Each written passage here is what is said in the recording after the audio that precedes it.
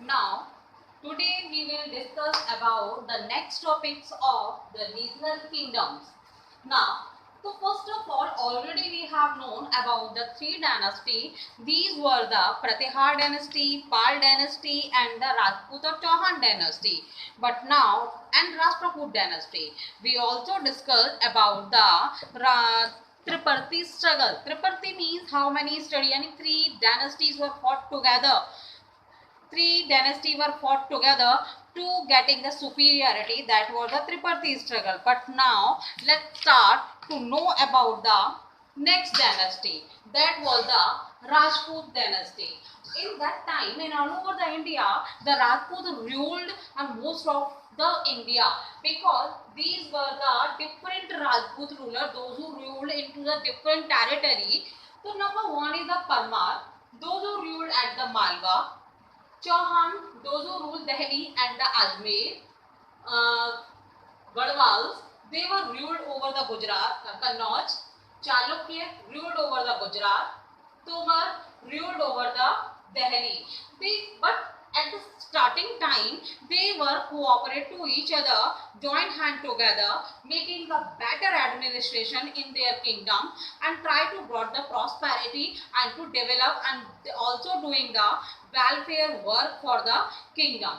They also were very tolerable with the all religion, and then they gave the right to equality to all citizens. How many citizens and the peoples who lived in their kingdom, the all peoples treated equally by the rulers and their ministers or the nobles.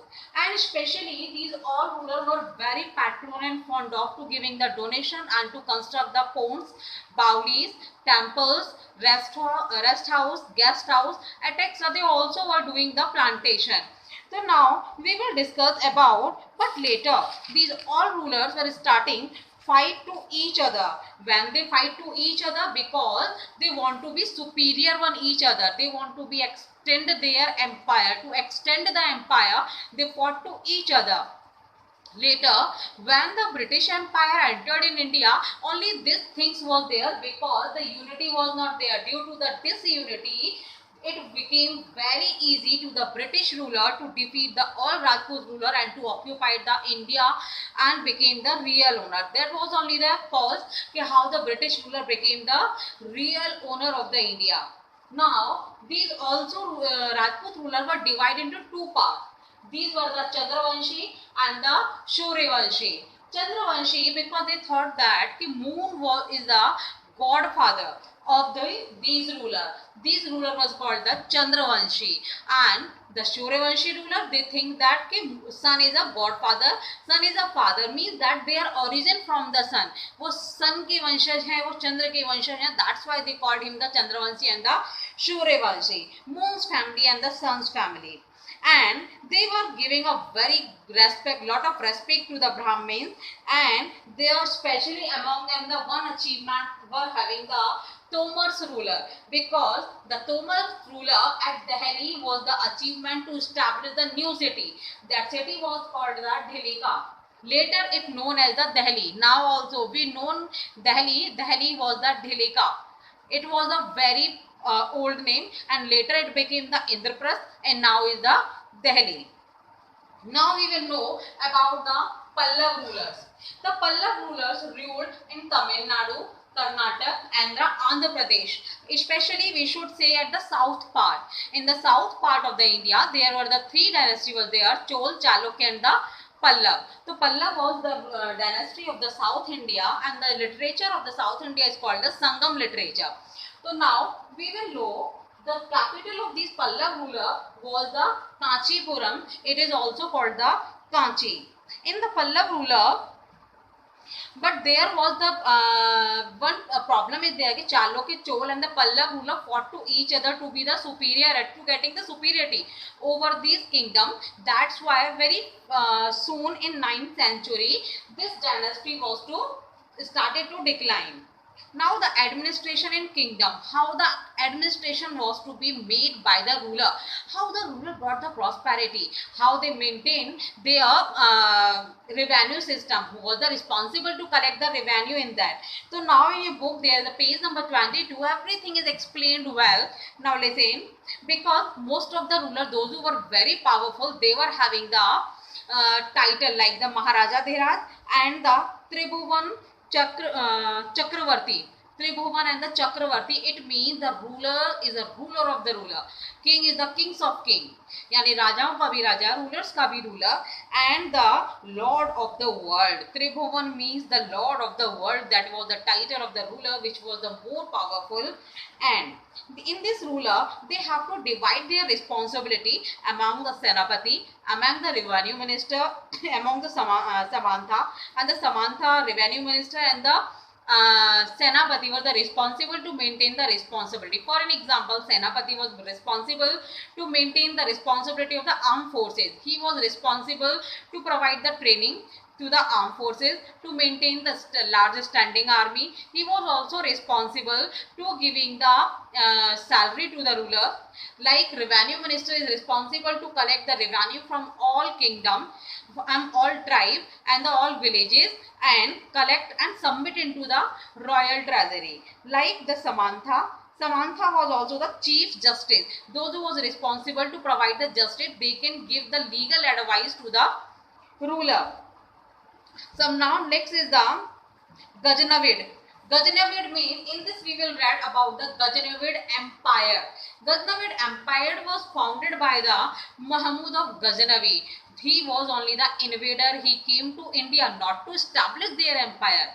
He never want to establish their empire into the India. Even he want to plunder the wealth and return to their country. He came from the Turk country. That's why we called it Ghaznavi. Mahmud of the Ghaznavi was a Turkish invader in India, and he entered in India in the 10th century. Mahmud of Ghaznavi entered attack over the India 17th time. You never believe that. And he got succeed 1025. He got succeed at the 1025 AD. Do you know 1025 AD? Means that, but in 1025 AD when he attacked over the India, then he occupied, covered the India from all sides, and he was defeated. How he defeated? First of all, he took advantage of the disunity among the Indian ruler, because in that time among the Indian ruler there was not a unity, and it became the beneficial for the Mahmud of Ghaznavi. That's why the Mahmud of Ghaznavi became the real owner, entered and attacked over the India, and first he looted the Somnath temple. Always learn it. This question can become, who was the invader? Write the name of the invader, those who looted the Somnath temple. Always learn it. Only the Mahmud of Ghaznavi, those who came to India in 10th century from the Turkish Empire, he looted the India and 1025 AD, 1025 शताब्दी में वो आया और लूटा. And then after the Mahmud of Ghaznavi, he main motto, one question also can come, कि what was the motto of the Ghaznavi? He main motto, he never want to set up his empire, even he want to plunder the wealth and return to their country. Alberni, already we have read in previous chapter about the Alberni. Alberni was the court poet of the Mahmud of Ghaznavi. When he came to the India with the Ghaznavi, then he had written about a book, Tahe-ke-Hind. In the Tahe-ke-Hind, he had explained everything about the cultural condition, about the social, political, economical, and the architectural style, administration style, everything, whatever he feel and whatever he know and learned about the India, he had written in the Tahe-ke-Hind. And when the Mahmud of Ghaznavi returned to their India, then he had brought this architectural style, he had brought the literature of the India. Means that he did not return their country empty handed. Even he returned the India returned from India very full of the handed, because he had the lot of wealth. He already, most of the temples were looted by the Mahmud of Ghaznavi, And then he had an architectural style, because there was a story goes about himself that when he returned to the Ghaznavi Empire, then he had to be construct a Ghaznavaid University. That university was in that university he had to use the mixed architectural style. Architectural style means that was the Indo-Islamic architecture style, because he had to use the Indian style and the Islamic style also. That's why it called the Indo-Islamic architectural style.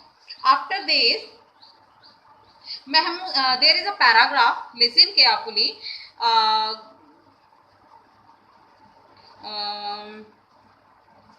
Al-Barni and Kitabul Hind. Al-Barni also written about the Kitabul Hind and Kitabul Hind, which give a lot of interesting information about the Indian society. And in that book, Al-Barni also explained what are the causes to defeat the India by the Ghaznavi, and what measures taken by the Ghaznavi to defeat the India and to set up their empire and looted the India and collect the wealth. Now let's start to know more and well by the animation.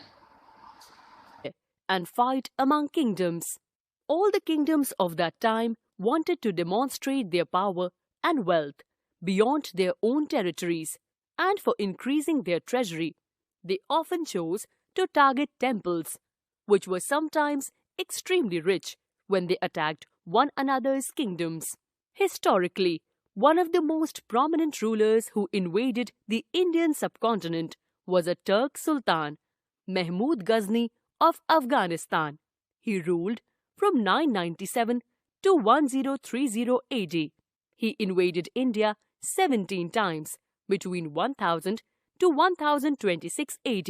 His targets were wealthy temples, including that of Somnath Temple in Gujarat. Al-Biruni, who was the court historian of Mahmud of Ghazni, was also with Mahmud during his invasions. Al-Biruni wrote an account of the subcontinent in a treatise named Kitab al-Hind. He consulted Sanskrit scholars to prepare this account. Another important kingdom which indulged in the warfare during this period for enhancing its influence was that of the Chahamanas, later known as the Chauhans, who ruled over the region around Delhi and Ajmer. The best-known Chahamana ruler was Prithviraj Chauhan, 1168 to 1192 AD. His great military achievements have been described in Prithviraj Raso, which was written by his court poet Chand Bardai. He bravely resisted the attacks of Muhammad Ghori in the first battle of Tarain in 1191 AD. He defeated Ghori, but was defeated in the second battle of Tarain in 1192 AD. Prithviraj was executed by Muhammad Ghori, and this ended the Chauhan dynasty. Cholas of the South. The Cholas were a powerful ruling dynasty of South India between the 1st and 3rd centuries AD. After going into decline for some centuries, the Cholas rose again in the second half of the 9th century AD as one of the most brilliant dynasties of Indian history. For the next 400 years, the Cholas held sway over South India. This period is referred to as the classical age of South Indian history. The successors of Vijayalaya conquered the neighboring regions and the kingdom grew in size and power. Raja Raja Chola, 985 to 1016 AD. He was the most powerful ruler of the Chola dynasty. He defeated the Chalukyas of Kalyani, the Pandyas, the Cheras, and the Vengis. He controlled the islands of the sea like the Lakshadweeps, Lakshadweep, and Maldives. He introduced two important features of the Chola administration: the navy and local self-government. He was the founder of the powerful Chola navy. Rajaraja was a great builder. He constructed the beautiful Brihadeshwara temple, dedicated to Shiva at Tanjore. Rajendra Chola, 1014 to 1044 AD. Rajendra succeeded his father Rajaraja and took the Chola Empire to greater heights. He continued his policies and even raided the Ganga Valley, Sri Lanka, and countries of Southeast Asia, developing a navy for these expeditions. He assumed the title of Gangaikonda and founded a new capital called Gangaikonda Cholapuram. Temples. The Cholas, being great patron of art and architecture, made significant contributions in these fields. The big temples of Thanjavur and Gangaikonda Cholapuram, built by Rajaraja and Rajendra, are architectural and sculptural marvels. Features of temple architecture. Temples are in Dravidian style, South Indian style. Chief feature is Vimana, or the lower Gopuram, or gateways, were richly ornamented. In the Brihadeshwara temple, the Vimana or tower is about 5 meters high upon a square, comprising 3 successive stories.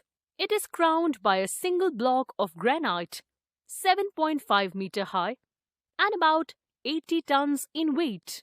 The temple during this period emerged as a social, cultural and political institution. The village assembly invariably held its meetings in the temple mandapa or the hall. The temples were also endowed with land by rulers as well as by other rich persons. The produce of the land went into maintaining all the specialists who worked at the temple and very often lived near it. Many cultural activities like music and dance also prospered in the temples. Bharatnatyam, a South Indian dance form, originated here. Amongst the crafts associated with temples, the making of bronze images was the most distinctive. The most renowned bronze images of the period are those of Nataraja or the dancing Shiva. Administration. The Chola administration was highly organized and efficient. The king Rajaraja built up the Chola power with his clever administrative skills. The king was the head of the administration and ruled with the help of a council of ministers. The Chola Empire was divided into mandalams, provinces or states, valanadus, district, and nadus, villages or smallest units. The large towns formed a separate unit called Tanur. The administration work was carried out with the help of village assemblies such as Ur, Sabha, and Nagaram. Ur was a common village assembly. Sabha was the assembly of learned men, and Nagaram consisted of merchants, traders, and artisans. Each village had a treasury of its own, and accounts were maintained meticulously. Irrigation. Irrigation was given special attention, and tanks, wells, dams, and artificial lakes were built to ensure ample water. Irrigation channels were built that carried water from the river and lakes to the field. Revenue. The major source of the revenue was land. The land was surveyed and categorized according to its production. The king took 1/3 of the produce either in cash or in kind. In case of failure of crops due to drought or heavy rains, the land revenue was exempted. Other taxes included professional tax and those on trade, forests, mines, irrigation, and salt. Literature. Language and literature also progressed significantly under the Cholas. They encouraged the study of grammar, astronomy, philosophy, art, etc. Many literary and religious works were translated from Sanskrit into Tamil, Telugu, and Kannada languages. Kamban wrote the Ramayana in Tamil. Pampa, Ponna, and Ranna were the 3 levels of Kannada literature. The Chola rulers used both Tamil and Sanskrit in their official work.